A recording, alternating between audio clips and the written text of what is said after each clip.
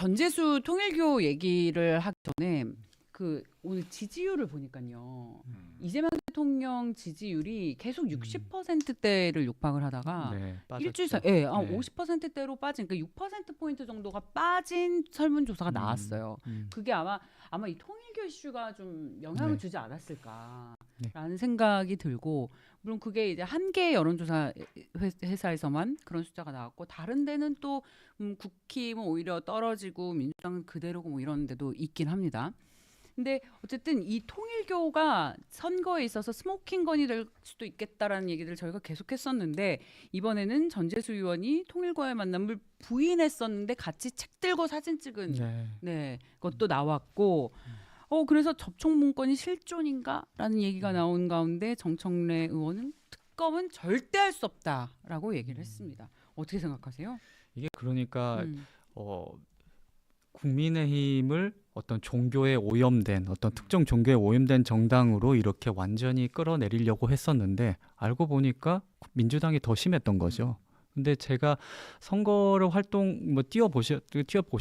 뛰어보시면서 만나보셨겠지만, 이 종교인들은요, 인간 세계의 어떤 좌우의 가치, 뭐 진보와 보수 이런 거를 생각하기보다는 자기가 속한 어떤 종교 집단의 번창 이런 거에 더 큰 가치를 두는 분들이시거든요. 그러면은 여당도 가고 야당도 갑니다.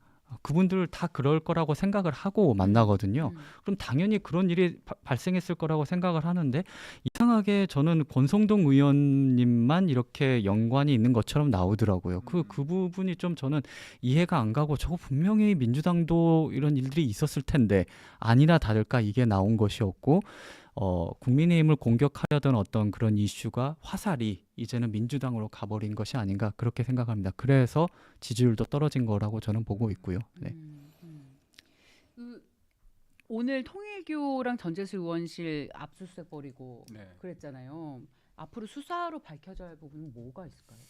뭐 너무나 뒤늦게 이어졌고, 이제 민중기 특검이 지난 8월에 윤영호 전 본부장이 얘기를 다 한 거 아닙니까? 뭐 말씀하신 것처럼 종교 단체 입장에서는 양쪽의 보험을 드는 거거든요. 근데 이게 돈이 오가고 그러면 그거는 불법이지만, 아니 뭐 우리 교세 확장을 위해서 정치권과 관계 맺는 거를 불법이라고 할 수는 없습니다. 근데 지나치게 악마화를 한 거죠.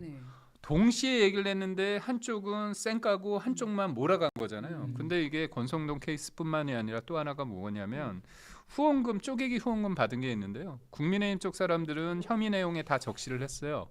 그런데 광주 쪽에 있는 강기정 광주시장, 그다음에 제가 알기로는 전남 도지사, 김영록 전남 도지사 관련해서 쪼개기 후원이 들어갔거든요. 근데 그건 또 기소장에 넣지는 않았습니다. 그리고 또 마지막에 보면, 우리한테, 국민의힘한테 통일교 사람들이 당원에 들어갔다고 해서 그걸 가지고서 뭐 오염됐다, 접수됐다 하면서 당원 명부를 압수수색하기 위해서 진짜 대대적으로 압박을 했고, 정청래 대표 같은 경우는 통일교하고 연결지으면서 10번이고 100번이고 해산해야 된다 이렇게 얘기를 했거든요.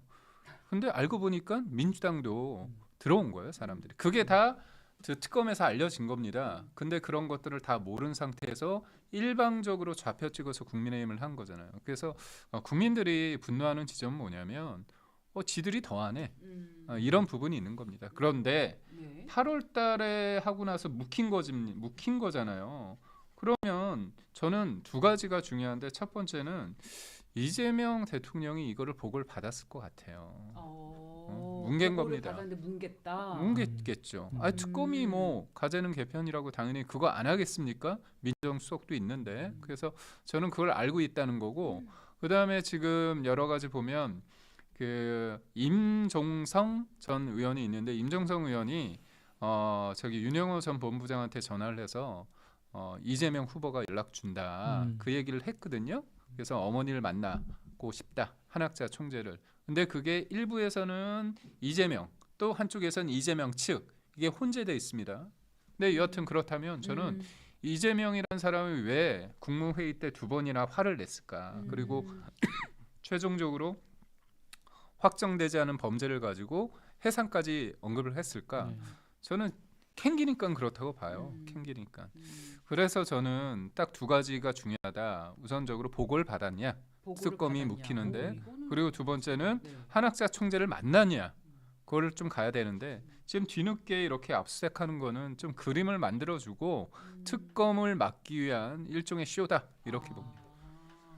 그림 물 드세요. 물 드세요. 예. 그림을 만들어주고 특검을 막기 위한 쇼다. 그러니까 그들이 잘하는 쇼업을 하고 있다라는 말씀이신데. 무엇보다 특검이 오염이 됐지 않습니까? 음. 이 민중기 특검이 윤영호 전 본부장의 어떤 진술이 있었음에도 불구하고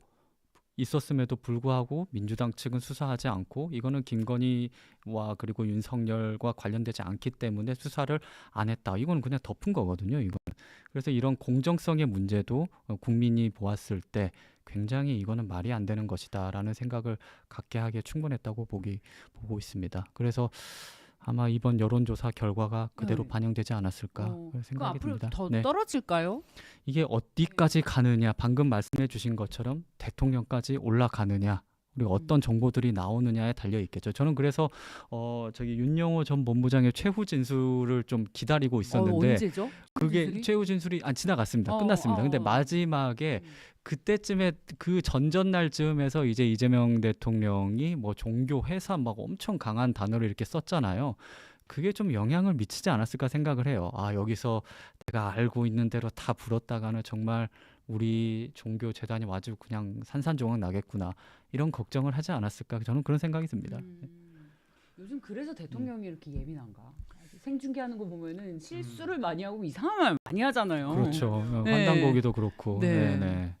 그러니까 캥기는데 여유로운 척하기는 쉽고 멋지게 보이기는 쉽고 그런데 제가 볼 때 말이 거칠어진다는 건 뭐냐면 굉장히 불안하다는 거잖아요. 저 진짜 그 아, 생각했어요. 그래서 뭐 지금 오늘 우리가 다룰 건 아니지만 이혁재 인천공항공사 맞아요. 관련해서 다뤄요. 저도 그거 다뤄야 어. 된다고 생각해요. 아니 저는 진짜 너무 면박을 주잖아요. 어떻게 네, 그렇게 네. 우리 보수의 품격은 그렇지 않습니다. 이렇게 이런 두 분 그렇게 어르신한테 할 수 있겠어요. 이 에? 이러잖아. 예? 그러니까요. 몇 년 일했어요? 이거 진짜 네. 회사에서 그런 선배들 가끔 있잖아요. 잘 따라하는데. 못하죠. 우리는 네. 품격이 있어서 할 수가 없습니다. 그래서 이제 그 네. 신문사 그 제목을 보면은 이거는 직장인 갑질이다 아, 이거. 진짜 그 느낌이에요. 그런 말까지 이렇게 나오더라고요. 네. 그래서 저를 보고 깜짝 놀랐는데 음.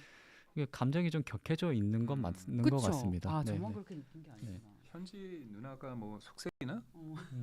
그러니까 이거는 거의 약간 오늘 아침에 화장실 못 갔다 오셨나? 그런 급에 갑자기 이렇게까지 감정적으로 나올 수 있다고 수준이었어요. 근데 저는 한편으로 드는 생각이 그렇습니다. 네. 뭐 본인이 여러 가지 피고인이기 때문에 느끼는 그런 어떻게 보면 본인이 무의식 중에 계속 튀어나오는 거죠. 그것도 있지만 지금 오만한 거예요.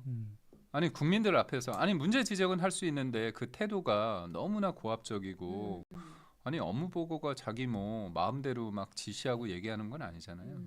그러니까 그런 평상시에 자기 몸에 밴 습관 맞아요. 이게 나오는 그대로 거죠. 나오는 거죠. 몸의 맞아요. 기억대로 하는 거잖아요. 진짜로. 그런 거 보면 이재명은 원래 막 살았고 막사니즘을 구현하는 사람이기 때문에 저는 뭐 이해는 가지만 그래도 대통령이라고 한다면 좀 자제하셔야 되지 않을까. 이재명 대통령 저격수로 활동하고 계시는 김기흥 대변인님의 이야기였습니다.